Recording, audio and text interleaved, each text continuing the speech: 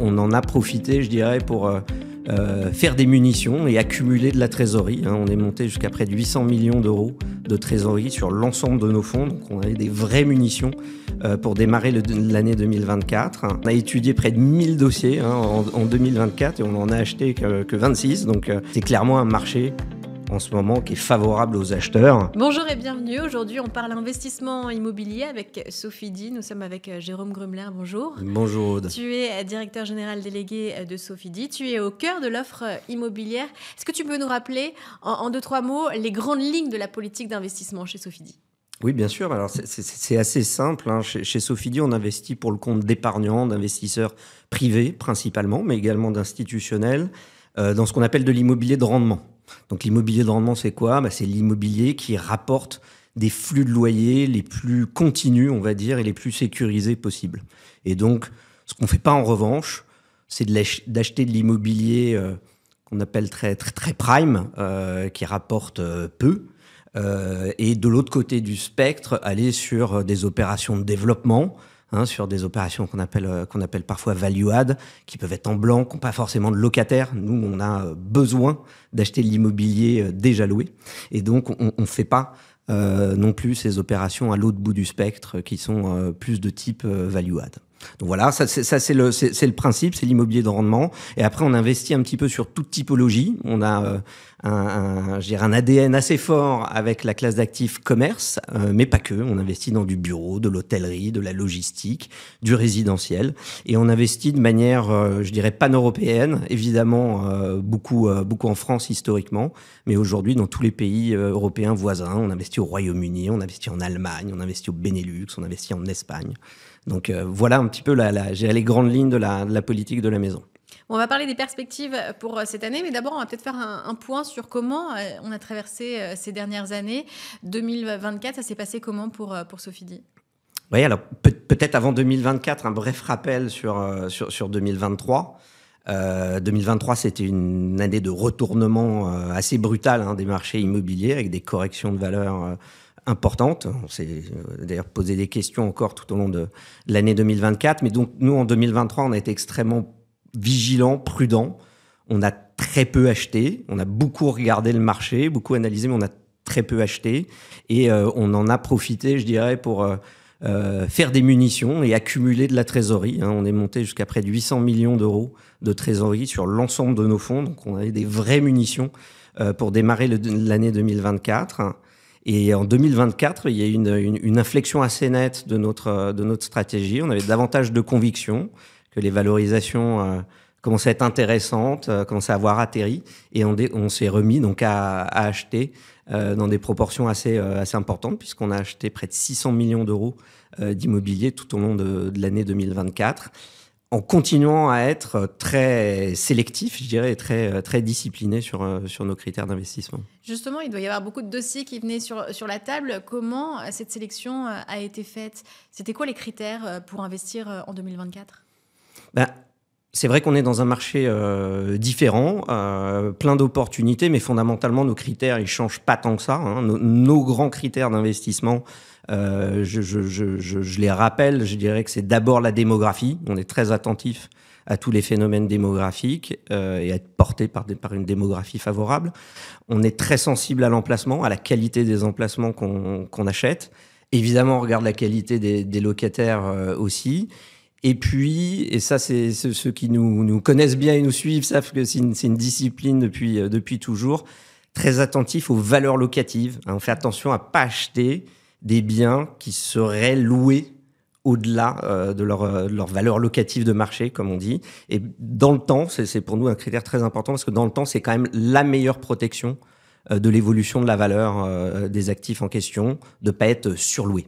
Donc voilà, je dirais dans les grandes lignes, nos critères. Alors c'est vrai que on voit beaucoup de dossiers, on a vu passer beaucoup de choses. On a étudié près de 1000 dossiers en 2024 et on en a acheté que 26. Donc vous voyez, c'est un taux de sélection, on va dire, de nos dossiers qui est extrêmement important. On achète 2,5% en gros des dossiers qu'on étudie.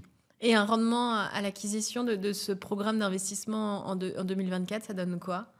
Alors effectivement, les 600 millions d'euros, près de 600 millions d'euros que j'évoquais et qu'on a déployé en 2024, on les a achetés sur la base d'un rendement moyen de 8,40%. Donc c'est plutôt très sympathique et très utile, on va dire, à la performance de nos fonds.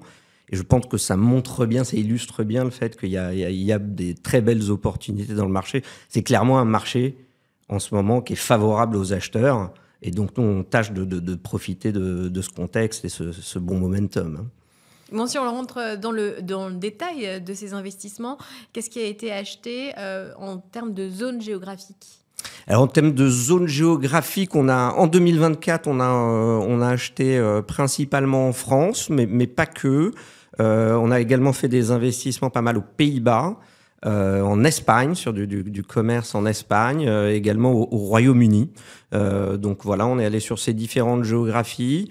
Pas d'Allemagne en 2024. C'était un marché sur lequel il y avait encore une visibilité assez mauvaise, assez difficile. Le marché allemand était encore en pleine correction l'année dernière, et donc on n'a pas investi, mais on pourra évidemment y revenir. C'est un des grands marchés européens qui nous intéresse. Et quel type de biens immobiliers privilégiez-vous ? Alors, on continue, je dirais, à investir de manière très diversifiée. Je l'évoquais tout à l'heure, on a un goût, un appétit fort pour le commerce, d'une manière générale, je dirais un petit peu sous tous ses formats. Alors, pour donner quelques exemples, on a l'année dernière, et c'est une opération qui a été un petit peu visible, investie dans un gros centre commercial régional qui est dans le nord de Paris, et on a fait ça en partenariat avec la foncière Clépierre. Ça, c'est une grosse opération, plus de 200 millions.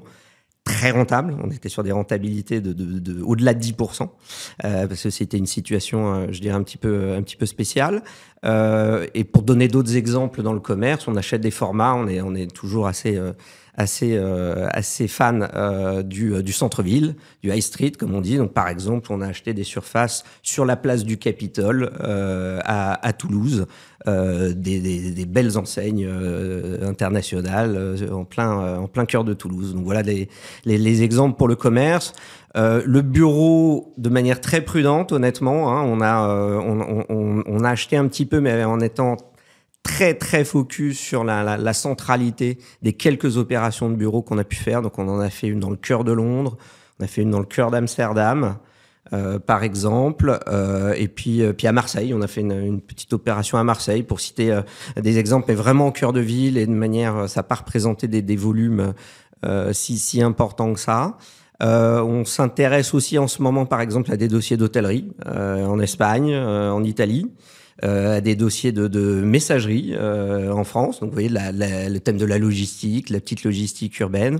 Et puis, on fait depuis un petit peu plus d'un an, on a commencé aussi une collection sur le thème du co-living en région parisienne, en Île-de-France. Donc voilà un petit peu pour donner quelques exemples, on va dire, de la façon dont on investit, mais finalement de manière très diversifiée. Oui, ça reste très diversifié.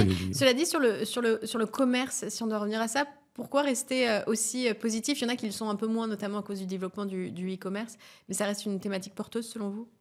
Ah bah nous on a beaucoup de convictions évidemment sur le commerce. Hein. Le e-commerce, je dirais c'est pas complètement nouveau. Hein. Ça fait quand même quelques années que c'est dans le paysage. C'est même peut-être déjà, on le voit dans certains chiffres, en train d'atteindre une forme de maturité. Et c'est pas pour ça que ça fait disparaître le commerce physique, hein, loin de là. Et c'est pas nous qui le disons, c'est les commerçants. Les commerçants ont besoin de cette combinaison entre le digital et la présence d'un réseau de distribution physique. Et aujourd'hui, je pense que ça a été pas mal prouvé et éprouvé ces dernières années. La façon dont ils travaillent, c'est de cette manière-là, en combinant ces différents méthodes de distribution. On appelle ça parfois le phygital. donc voilà. Et puis on a eu un bel exemple avec, je pense, la période du Covid. Hein. On a vu à quel point le commerce physique n'était pas mort du tout, à quel point il offrait de la résilience sitôt les magasins rouverts, les consommateurs se sont vraiment retournés à nouveau vers le commerce physique de manière très, très évidente. Puis je dirais peut-être un dernier point sur pourquoi on aime cette classe d'actifs. Un commerce, c'est une vitrine. Hein, c'est une vitrine et c'est important pour le commerçant de soigner sa vitrine. Et de ce point de vue-là, on est très aligné quand on est propriétaire des murs. On est très aligné avec le commerçant sur le fait de souhaiter des lieux dans lesquels ils fassent bonne figure, attractifs, qu'ils soient bien entretenus, etc. Donc, bon alignement avec les locataires aussi quand on est sur cette classe d'actifs. Pour 2025, maintenant que ça a déjà bien commencé, c'est quoi l'objectif d'acquisition pour cette année ? Alors, on est assez ambitieux sur 2025 parce qu'on pense que le cycle est toujours très propice. La fenêtre reste bonne, elle se prolonge de manière assez opportune selon nous. Donc, nos ambitions d'investissement pour l'année 2025, elles sont de près d'1 milliard d'euros. C'est énorme. Vous alliez y arriver comment ? Effectivement, c'est un montant important. Je pense qu'il faut de l'ambition. Il ne faut pas laisser passer ce type. Quand on se place 10 ans en arrière, 10 ans en avant, vous n'avez pas forcément des fenêtres de tir aussi opportunes tous les ans. Donc, on pense que c'est très important de ne pas laisser passer ça. Et en fait, l'essentiel dans la question là pour y parvenir, c'est la question de ressources. Et là, nos forces, je dirais, sur les ressources, c'est que on a encore pas mal de trésorerie disponible dans nos véhicules d'une part. D'autre part, on a été historiquement assez raisonnable sur l'effet de levier du crédit, sur le taux d'endettement de nos fonds. Par exemple, Immorente, notre plus grosse SCPI, c'est que 15% d'endettement. Donc, quelque part, on a de la marge de manœuvre pour relever et aller refinancer, rechercher de la dette pour faire des acquisitions nouvelles. On arrive également à mener des arbitrages, des cessions d'actifs qui viennent apporter des ressources supplémentaires et faire un petit peu tourner, on va dire, le patrimoine. Et puis enfin et surtout, on espère bien et on commence à en voir des premiers signaux que ça va être une année de redémarrage plus significatif de la collecte. Je pense que les planètes sont mieux alignées aujourd'hui pour l'immobilier et la pierre papier qu'elle l'était depuis 2 ans. Et donc que la confiance des épargnants, des investisseurs a plutôt un bon terrain pour revenir en 2025. Donc, on compte aussi, évidemment, sur de la collecte nouvelle. Oui, moment important, si c'est un moment de reprise des investissements et de la collecte. Un message à faire passer à des investisseurs qui voudraient rejoindre l'aventure ?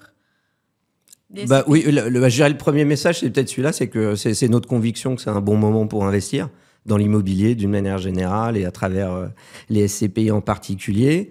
Peut-être le deuxième message, c'est que c'est peut-être pas idiot de profiter dans ces contextes parce que c'est quand même des marchés immobiliers qui sont pas évidents à lire, qui restent chahutés, et de faire confiance à, je dirais, une société de gestion et des équipes qui sont expérimentées. Je pense que c'est sans doute pas idiot pour les épargnants d'avoir ça en tête. Et puis peut-être le dernier message, c'est que c'est notre conviction que nous, on a une très belle gamme dans la maison Sofidy, notamment dans toutes nos SCPI, une gamme très diversifiée, avec à la fois des SCPI historiques et des SCPI nouvelles, une SCPI européenne assez récente et puis surtout Sophie Dynamique qu'on a lancé début 2024.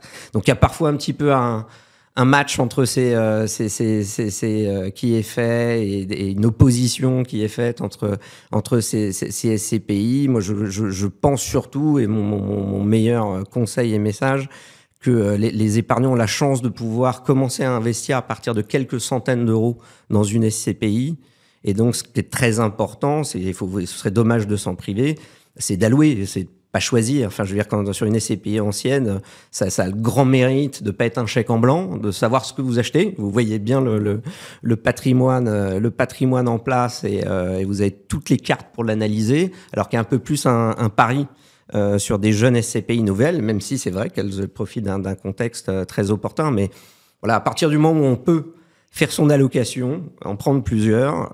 Et nous, on en a un petit peu pour tous les goûts dans la gamme. Je trouve que ce serait dommage de se priver. Donc, mon message, c'est ça, c'est de bien mixer ces portefeuilles de SCPI. Et pour en savoir plus et pour vous contacter, comment on fait ? Voilà, c'est extrêmement simple. Donc, vous allez sur le site internet de Sofidy, sofidy.com. Vous trouvez toutes les informations sur l'ensemble de notre gamme de fonds, bien sûr. Pour ceux qui voudraient investir, il y a possibilité d'investir sans conseil, de manière entièrement digitale, directement sur ces parcours, sur notre site. Pour ceux qui souhaiteraient avoir du conseil, être appelé, c'est également possible. Et puis, il y a un certain nombre d'épargnants qui ont déjà leur conseiller en gestion de patrimoine. Et donc là, la recommandation, c'est de se retourner vers leur conseiller de gestion habituel qui saura les aiguiller dans notre gamme, en fait. Et merci beaucoup, Jérôme Grumler, de nous avoir parlé de cette année 2025 à venir en termes de SCPI. Merci à vous de nous avoir suivis. Merci, Aude.